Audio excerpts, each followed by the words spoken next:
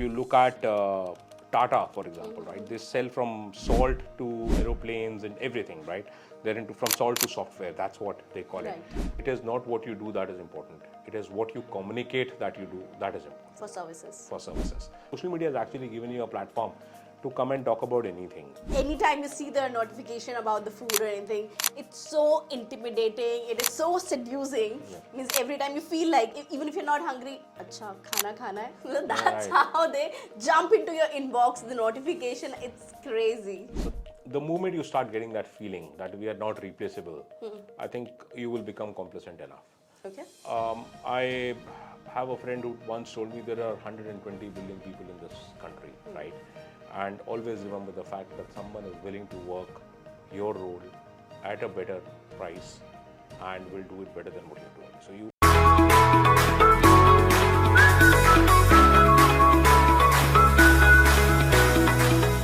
Hey everyone, I'm Priya Sachdeva, your host at Trending Diary Show. Your journey to connect with ideas, stories, experiences, and people and get a deeper understanding of the world around you starts now.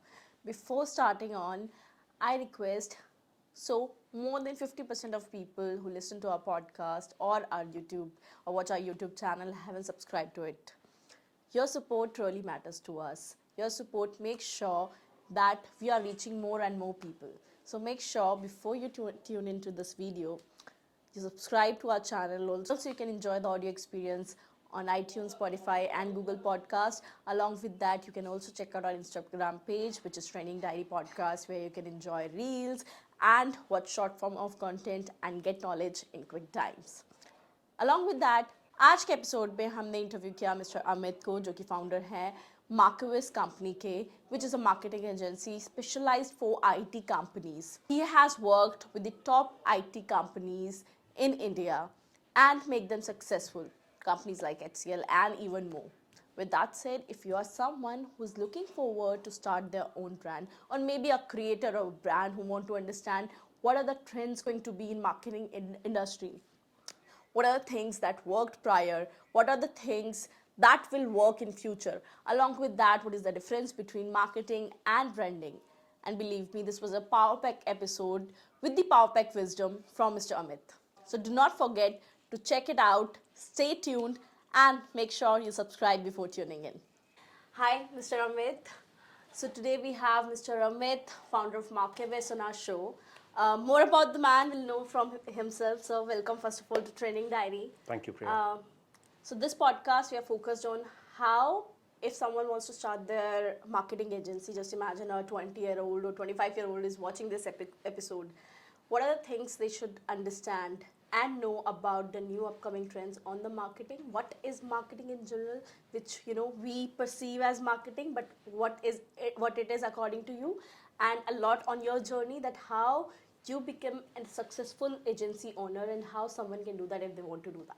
Sure. So happy to share my insights. Give us some insight that what do you do first and how have you done it? Right. I am the CEO and founder of MARKIVIS, as you said, rightly pointed out. I started this company in 2018. I was, prior to that, working as the Vice President Digital Marketing at EXL. And very interesting journey of how I landed up in marketing. I started my career as a programmer, a developer.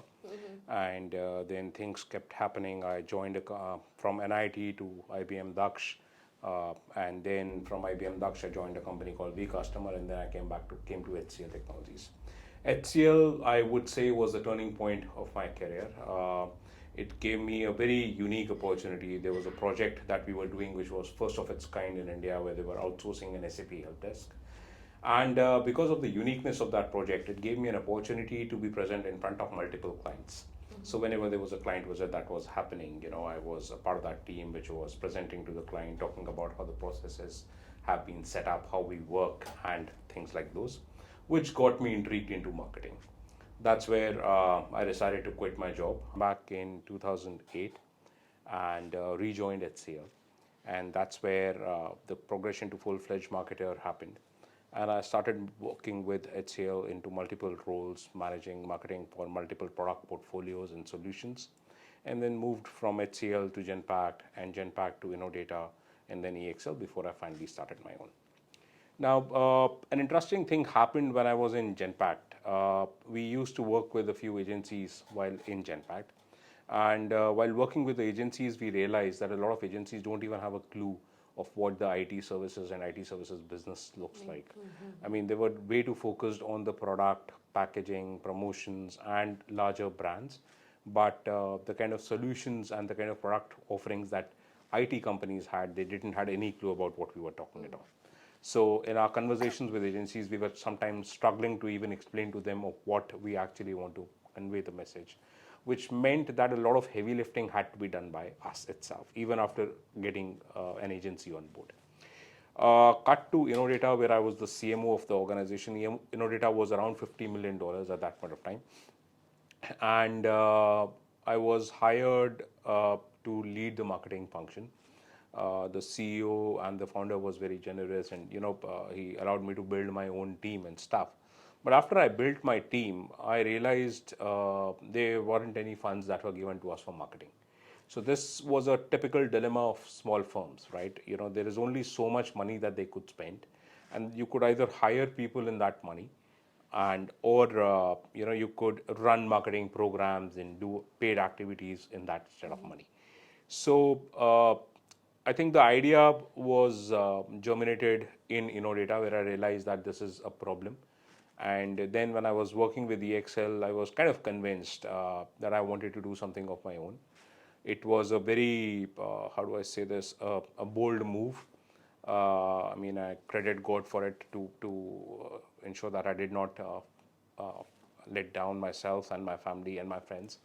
But at the age of 38, when I was at peak of my career, I decided to move out of the corporate world and start something of my own. Um, as they typically say, data can be a very effective tool, but can also lead to decision paralysis because there is too much data and information. And I think that's what happened with me. A lot of my friends came back to me and said, "Have you done a SWOT analysis? Have you done market research? Have you done, all those fancy MBA jargons or MBA frameworks that they talk to you about?" I hadn't done any of that. I was so convinced with my idea that I wanted to do it, and I said I'm going to do it, and here I am today. I think we have run this company successfully for the last 7 years. We'll complete 7 years in April. April 18 is when we registered ourselves, and today we are a team of around 30-35 people. We are continuously hiring. We work with some of the top clients in the IT company, in the IT space specifically. And we do also a lot of work outside the IT, but majority is IT, ITES. And yes, things worked out well for us. Coming back to your point that you mentioned as to how can someone start an agency, I think I realized two big areas where we could kind of step in, where typical other agencies that we were working at that point of time weren't able to add value. So if you look at if you get into any business, there is a red ocean and a blue ocean, right? Red ocean being where things are already, the market competition is high, there is low price differentiation and stuff. And blue ocean is where opportunities are far, and pricing is not the only differentiation, competition is less and stuff. So you've got to create an opportunity or create a niche for yourself there. So I think two things that we picked up as an advantage and that have worked out for us well is one, that we bring a lot of ITES experience to the table, right? So yeah, so the it's easier for people in that specific zone to communicate to us. They don't have to follow the typical approach of briefing for hours to an agency, filling up templates and stuff. So that doesn't work with us. 7 years and we still don't have a template. And the second thing that we did was we became a much more proactive agency compared to other agencies. So even during my time period when I was working on the other side of the table, we realized that it was us who was continuously following up with agencies and getting updates and following up, saying what happened, what's the status, show us this, show us that. And then agencies generally follow a pattern where they operate on a 3 output model. So what you get in the first cut is okay, then you want to give feedback, and then when you want to come back and then give feedback, after the third time they will charge you an extra fees. It's not covered as a part of the contract. I kind of tweaked that model a bit because coming from the industry itself, I knew the number of stakeholders involved in decision making is way too high. It would start with the manager or marketing manager that you're working with. It would go to his boss, the business unit head, the product head, and at times to the CEO as well. So everyone will have their own set of inputs, and you can't just say that we will only do it for 3 times and then not take other inputs. So we tweaked that model also a bit. So one, we became more proactive.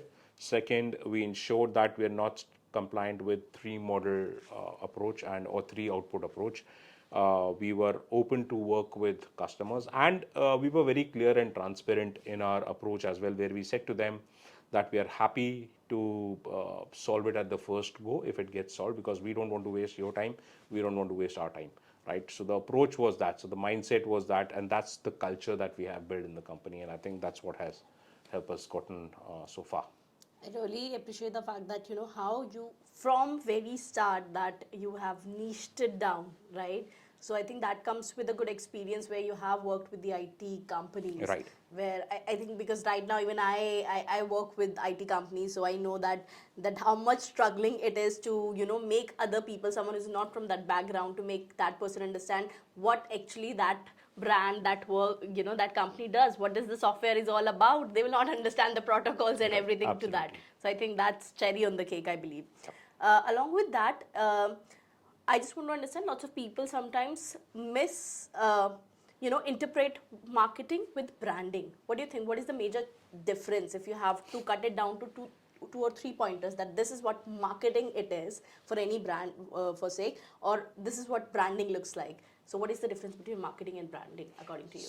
So interesting that you asked that. Marketing, I think, is a larger, bigger function for any organization, right? While branding focuses completely on the brand per se, as to why should people connect you with you, trust your organization, or even trust the brand that you are representing. So, for example, if you look at Tata, for example, right? They sell from salt to aeroplanes and everything, right? They're into from salt to software. That's what they call it. Right.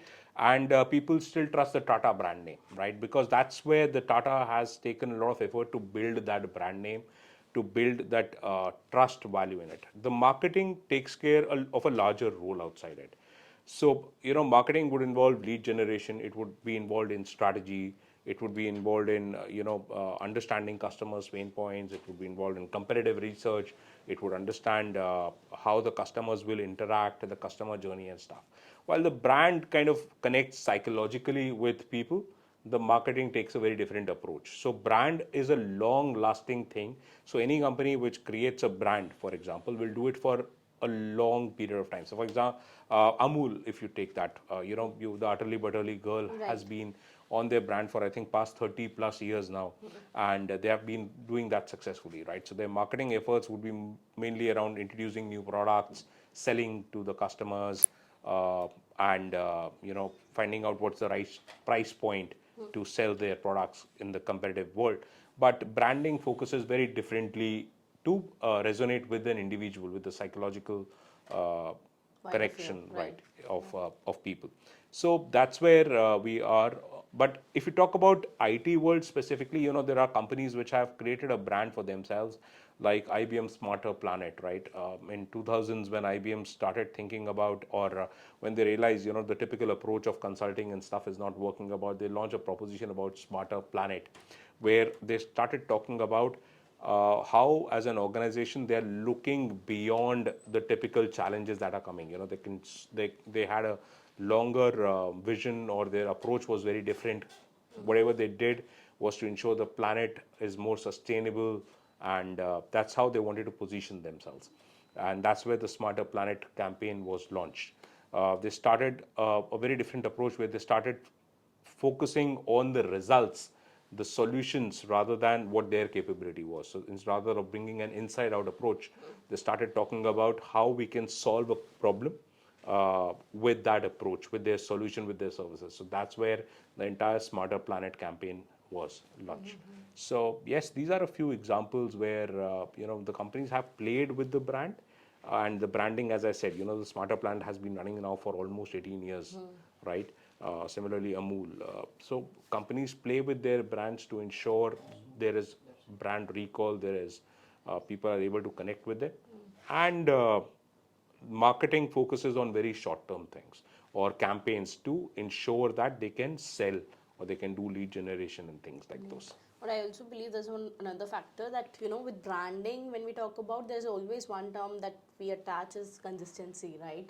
So whether we talk about, correct me if I'm wrong, whether we talk about the colors, the main motto, the tagline, or anything for that sake, but the values of the brands are not going to change. It's going to be, if I will talk about Nike, it's just do it since like another Right. last 10 years and also prior to that 10 years. But when we talk about the marketing, there's always an evolution of technology, there's always a evolution of how the generation is going to change and perceive it. Maybe the ad that was running 10 years or 20 years back, it's not going to work right now.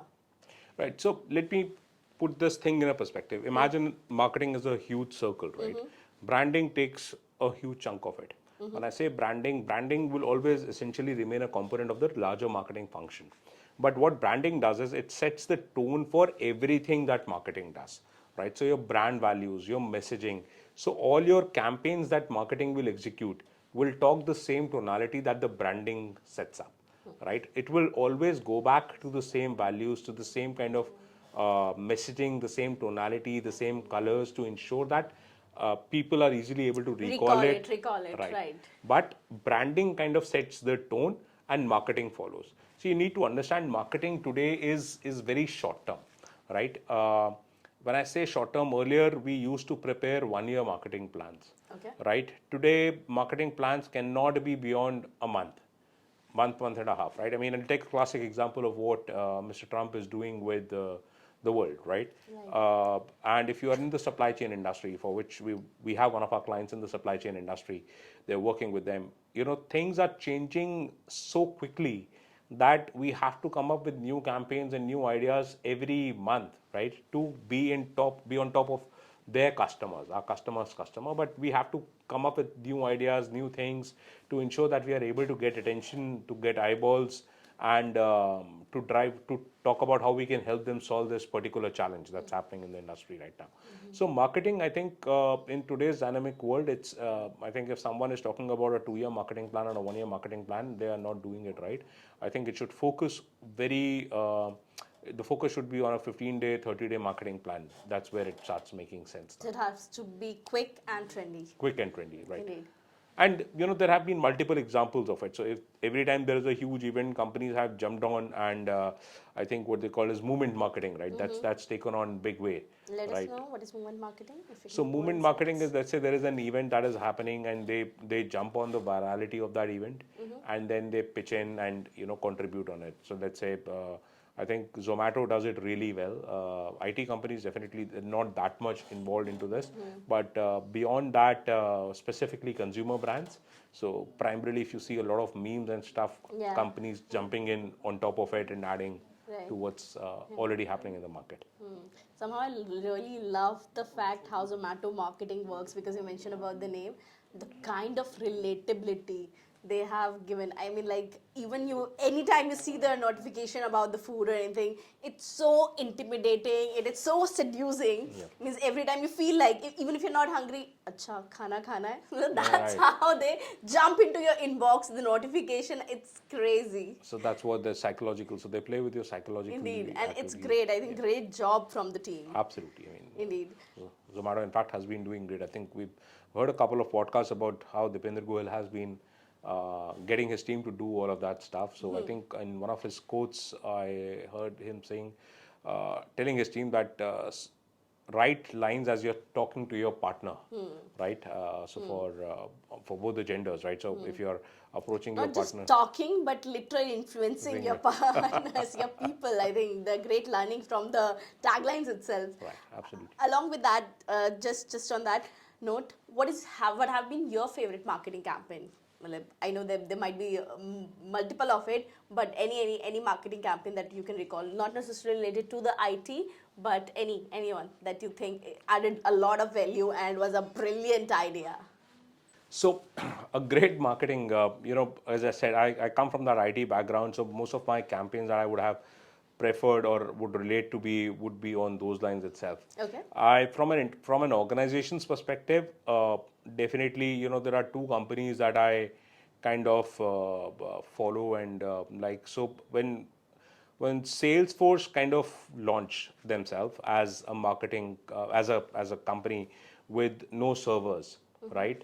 It was a very interesting campaign that they did. They said something around 1-800 die software. That was the number that they were promoting. That was their number if you wanted to speak to someone in Salesforce.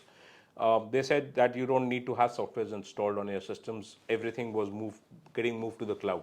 So that's how they kind of launched that very interesting campaign where this talked about how it's an end of the softwares on your machine, and how you can migrate to cloud very easily without having to invest into tons and tons of licenses and stuff on your machines, and use the cloud software. So 1-800, I think it was 1-800 die software. That was the campaign. That was fairly interesting, but it's fairly dated when the cloud as a proposition was launched.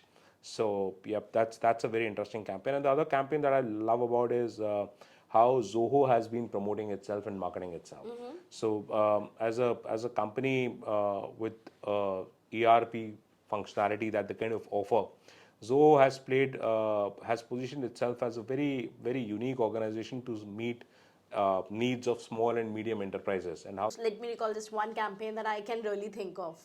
So there's a one that I believe Favicol, right? So for a longer time, I don't know that Favicol is not a term used for Favicol. It's adhesive, right? I didn't know even adhesive is a term, because we have always been taught that if there's something that you need to fix, like kuch chipkana hai to Favicol lao. We never been said even by my parents or anyone around that get me adhesive. So I hardly know there's any other brand into that segment, right, into yeah. that kind of thing. So it's a brilliant marketing and branding altogether, I believe. Right, तो वो चिपकाने के लिए हाँ adhesive. चिपकाने के लिए I really didn't know कि adhesive भी एक term है. So, yeah, you talk about marketing campaigns, while there are many favorites, across various products and industries and stuff. But one of my favorite campaigns that I kind of like, and I still try and see as many ads as possible about that, is the Men Will Be Men campaign. Indeed.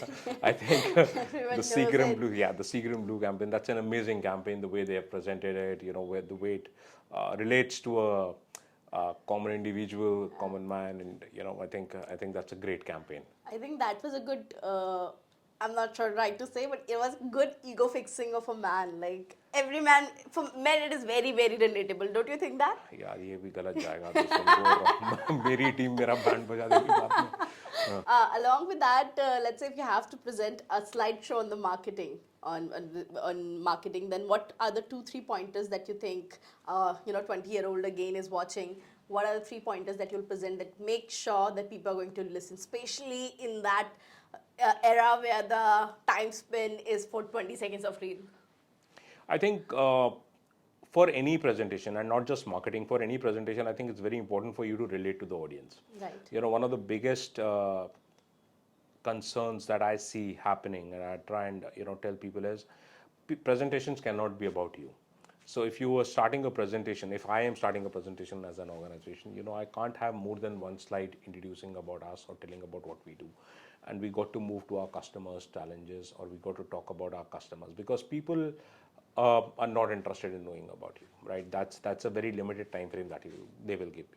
And as you said, how do I grab attention? If you spend, let's assume people's attention span is not more than 5 minutes. If you spend the first 2-3 minutes talking about your organization as well, you will never be able to reach out to what you can help for them or what you can Right. provide to them. So I think the right way of starting a presentation is to probably get the right hook. That's number one step. So where you talk about something which your audience is able to relate to. So that's how you present a slide. You start with a hook that makes them engage towards your presentation. That's point number one. Point number two, I think you should have as less content as possible on your slides. Personally, I am of an opinion that you should not have more than 100 characters on your slide. Anything more than 100, 120, you are killing it, because then people can just simply glance through what you're trying to say, because everything is already there on the slide, and then they're not paying attention to you, right? And third, as you said, right, use a lot of visual tools and visual communication. So your web slides should have as much content on videos or animation as possible, or infographics, even infographics to represent the kind of information that you want. But that is what will grab audience attention. And also another one, I think that I would personally add is storytelling. Oh That yeah, yeah, that I narrative think flows. जिस तरह से लोग कहानियों से relate करते हैं, especially the Indian audience or any audience for sake, there's no better way of making any campaign, any strategy, any PowerPoint. I think if you're telling a story, one can go for Right, hours and hours. absolutely, yes. Indeed. So you got to have the entire. So the story should be seamless from one slide to next slide to next slide to next slide. It has to be a flawless. So and the more perfect you become in that art, it's easy for you to sell yourself, sell your And it should be a services, and hero sell. story. Right. We love hero stories. Anyways, talking about that, there's one thing I'm always ask, business people, entrepreneurs who come. So, how do you choose your brand name? Like, what is the story behind that? Well, fairly interesting. Markivis, if you watch Iron Man movies, right? You've seen that system called Jarvis that they have. It's an artificial intelligence system from which he talks to Tony Stark talks to the AI system that they have created. It's called Jarvis. Uh, One of the things that Jarvis does is it understands what Tony needs and preempts that and delivers that. Interesting. So that's where we wanted to become the marketing Jarvis for the industry, and that's where marketing plus Jarvis, so Markivis, came into play, where we not only help customers understand, or how do I put it, if we understand what our customers need and deliver it to them at the time when they need it, rather than they coming back and asking it for it every time. As I said, took a proactive approach. We moved towards a model where we could add more value to our customers, and that's the culture that we have built into the organization. So we proactively work with our customers, and that's where that drives our values, right? So that's where the name Markivis came into play.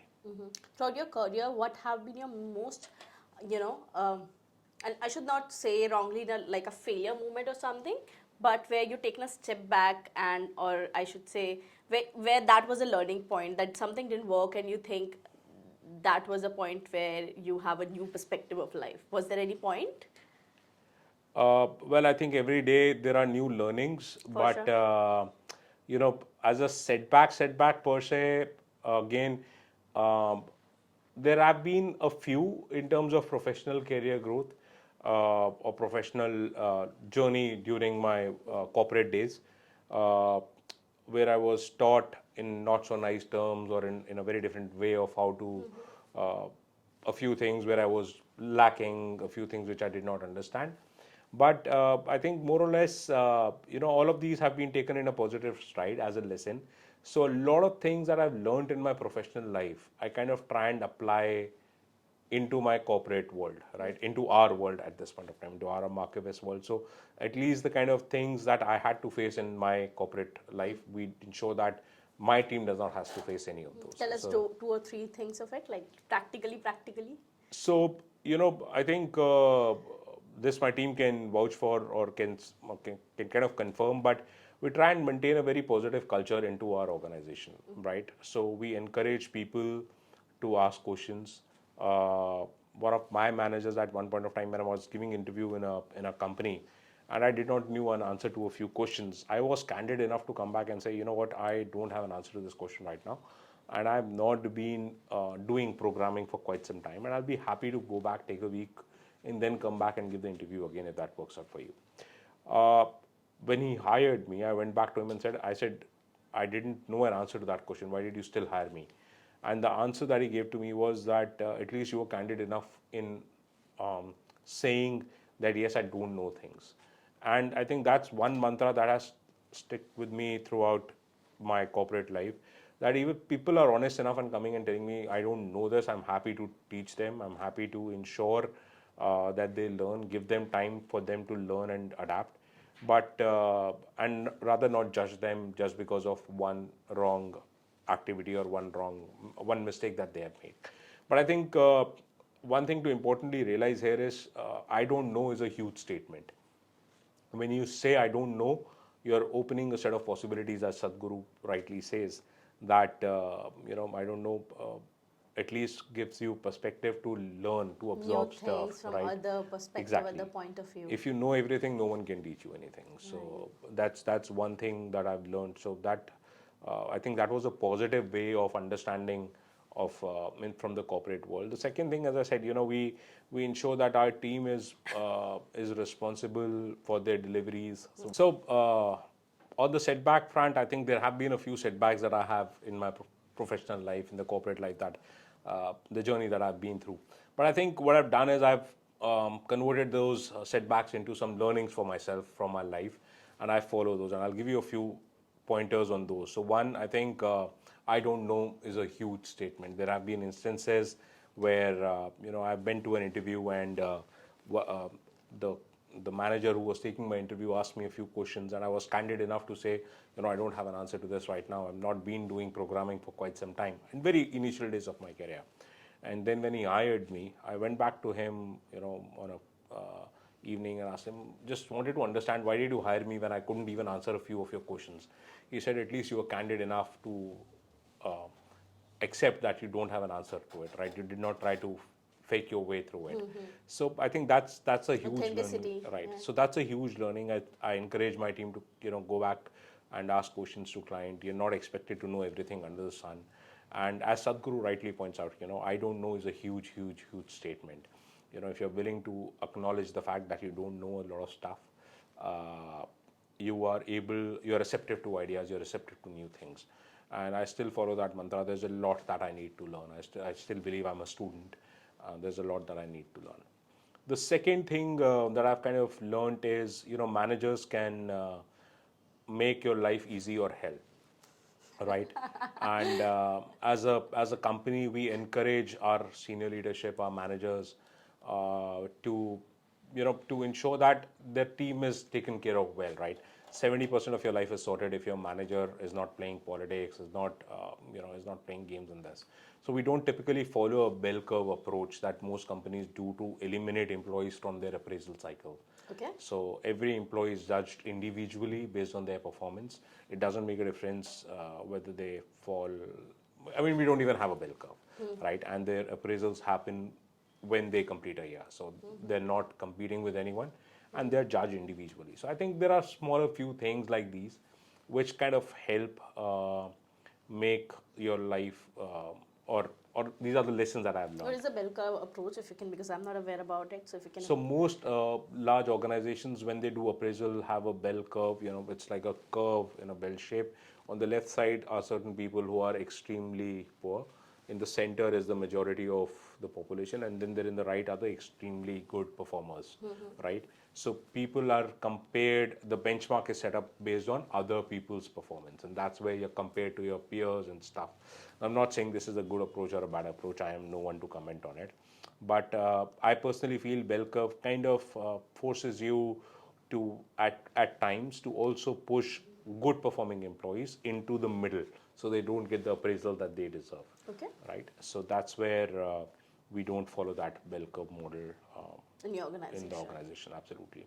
The third important lesson that I think we should all acknowledge and learn, and I think it's going to be slightly controversial. A lot of people are talking about 80-hour work week, 120-hour work week, and stuff. Uh, in the organization that we have built, we ask people to be responsible for their deliveries, right? It's not a 120-hour work week. No way we work that way. And it's a 40-45-hour work week, and that too people have options of operating from home, from office, and stuff. So as I said, the idea is to ensure that people focus on their deliveries rather than uh, office politics and office, getting office in time. My So they're favorite was third one, where you really mentioned. So that is again a very perspective that I personally believe that uh, delivery that makes a person more valuable, right? right, absolutely. Not the amount of hours. Definitely, that's your choice. You can work maybe 24 hours, but you're not able to get the work done. Then it's not worth it. That how I think as an individual you also become a high value person. We are getting the work delivered no matter what time it is, rather than just putting into a labor stuff. So I think that's a completely individual perspective. No, I think there are two aspects to it. One, I think it's we are getting into a model where AI is gonna is going to take away a lot of our jobs, and there are no second thoughts about it, right? Either you will have to learn how to use AI, evolve with it, or AI will make you redundant. Second, earlier I used to say that we should always acknowledge the fact that we are easily replaceable. Everyone is, right? And as an agency, we are for our clients. As an employee, you are for your employer. And me as an employer, I'm also replaceable. Any employee can go and work anywhere else, right? So I think we need to understand each other's, we need to value each other, right? As a client, we need to value you, the client needs to value us, we need to value our employees. So that is the kind of approach that we work in the organization. You're right. Means it goes like this, that we say sometimes you are easily replaceable, but when I see from a third perspective, let's say I know there are 20 people are working, for example, in my organization, but I know at least there are two people. If they leave the organization, they're going to be a huge impact, because now these people have become the brand for the company, I personally believe. So how do you think that how you can become at least that high valuable person who is not easily replaceable? I'll not say impossible, wrong word, but at least someone who is more a high valuable person in the job market. I think the moment you start getting that feeling that we are not replaceable, I think you will become complacent enough. Okay. I have a friend who once told me there are 120 billion people in this country, right? And always remember the fact that someone is willing to work your role at a better price and will do it better than what you're doing. So you always should have that in my mind. I mean, that's my personal opinion. Again, I don't want anyone to think You're like letting that. it down with this thought. But at least I had that thought in my mind that I'm easily replaceable, and that's what keeps me humble. That's what keeps me grounded, Yeah. and ensure that I value every customer, every transaction that I speak Yeah. with him, and yep, that's how I operate. But with what belief you keep yourself motivated? More self-esteem. I think, as I said, I am still learning. I think I am getting paid on the job. I am still an intern. Call myself an intern at times. I'm still learning on the job and getting paid for it. What better approach than that? With that said, because you mentioned, prior that now the way you create the marketing campaigns, it's not for the 1 year like it has been done prior, right? It is now for the 15 days or 1 month. So what do you think if now a brand is creating, for any sake, a brand is creating a marketing campaign? What are the 2-3 trends that are your favorite that you think that really works right now? If we talk about See, if you talk about brands, or the company's organization in general, when I say brands, right, say. personalization is kind of kicking in big time. If you're not Give us some example, whatever the point you are saying, if you can explain with example. So imagine for a minute, let's go back to Zomato example, right? If you are a pure vegetarian and Zomato sends you a message talking about your non-veg, saying that the chicken biryani is at sale or there is a 50% off at chicken biryani, you wouldn't like that, Definitely. right? That the kind of data that companies today capture about you. So Zomato will have that information whether you like ordering veg food or non-veg food. They would have already classified you that way, Right. and that's the kind of deals that they're going to present to you, right? So personalization is working in a huge extent where the kind of data that is being collected about us is huge. It's tremendous, and uh, the way it is working, it's omni-channel. So let's assume you're browsing your Instagram for something, right? And you click on an ad there and you go on a website. If you close the shopping cart right there, when you log in from your laptop, you are Already seeing that ad ads again, right? Or if there was a conversation that's happening on your mobile device, it's automatically moved to your laptop. And then if you call your customer care or something, they're automatically aware about what's happening in your background and stuff. So I think hyper personalization with an omni-channel experience is a big, big, big thing that's going to happen, and that's one of the key things that's going to happen. Second is micro segmenting. When we talk about audience segmentation, earlier, let's say we used to classify people between the age group of 25 to 35 or baby boomers or millennials or stuff. But today what they can do is they can target a very specific audience inside a city, inside people within Gurgaon who are only between 30 and 34 or 35, working in an IT company, and working in a day shift or using a petrol vehicle or a diesel vehicle. So with the amount of data that's available, micro segmenting is becoming hugely possible, right? And that's where the game is going to change, because then you can customize your target audience. Earlier, when you used to do marketing campaigns, specifically if you want to go for a print campaign or something, getting an ROI out of those campaigns, because you would never know how many eyeballs you got for those. But today, if you're doing a digital campaign, you exactly know how many people are seeing your ads, how much time they have spent on your ad. You can do A and B testing at the runtime. So that kind of information and that kind of data is today available. Now club it with AI. So AI is going to change this game more interestingly. So what's going to happen is at runtime ads are getting generated depending upon the audience that is seeing your page. If they're seeing your ad for the first time, they did not click on the first ad, AI will automatically switch the other ad which they think is more relevant. The background testing is already happening. The A and B testing is already happening. They know which ads are working, which ads are not working, which ad is working for which set of audience. So that amount of information will help marketers get more ROI from their marketing campaigns. So that is the three things that I see happening. One, hyper personalization or omni-channel experience. Second, we're talking about AI getting into the game, and then micro segmenting. So I think those three trends are going to play very importantly, and are going to change the game, the way marketing works. Also, there's a one thing that now lots of companies, how they position themselves in branding. One, it's about with the brand name, with the company name.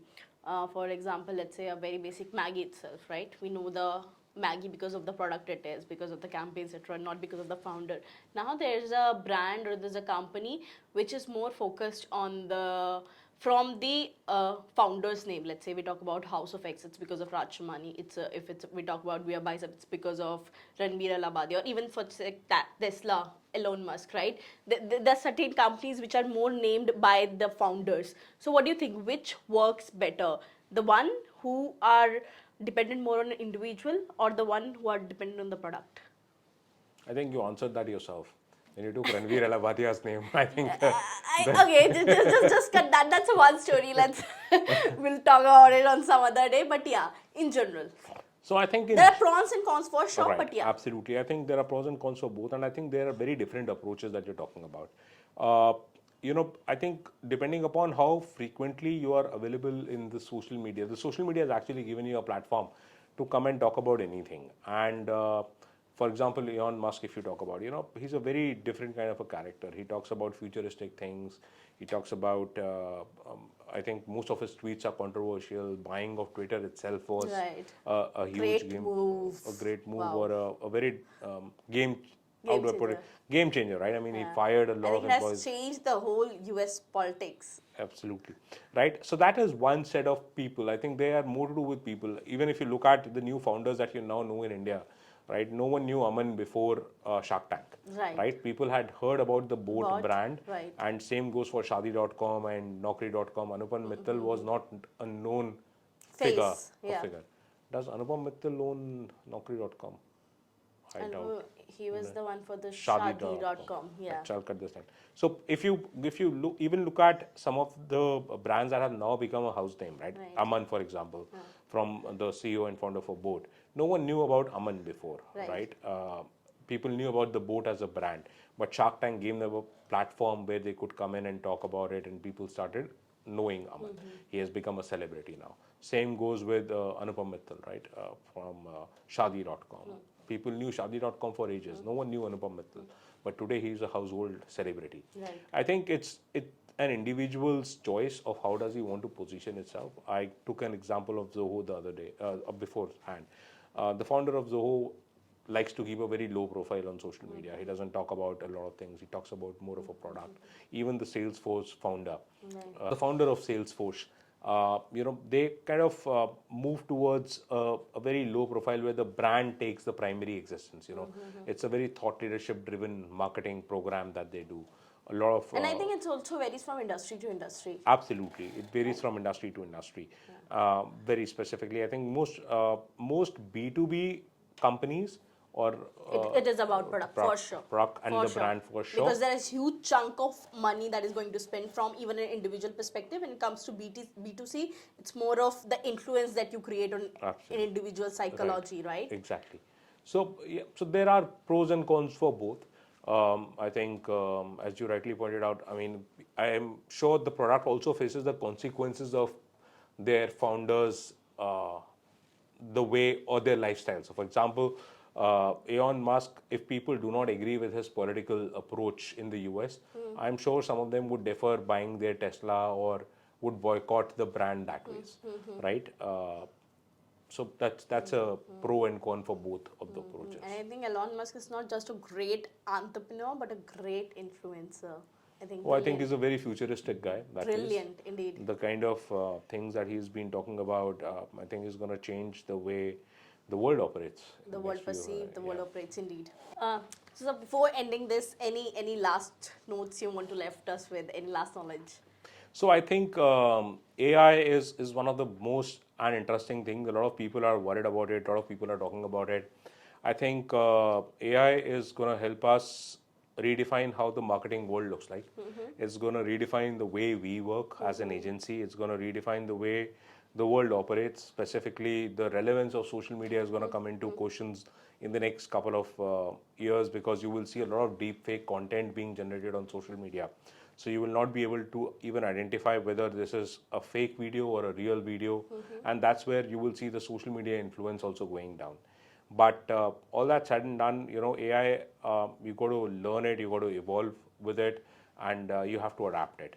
If you do not do that, I think as an organization, as an individual, it's going to get difficult for you to grow in your career, to stay competitive, to be out there in the market, and deliver real impact to your customers. And I think that would be a great tip for people, because we are making this for someone who really look forward to start something of their own.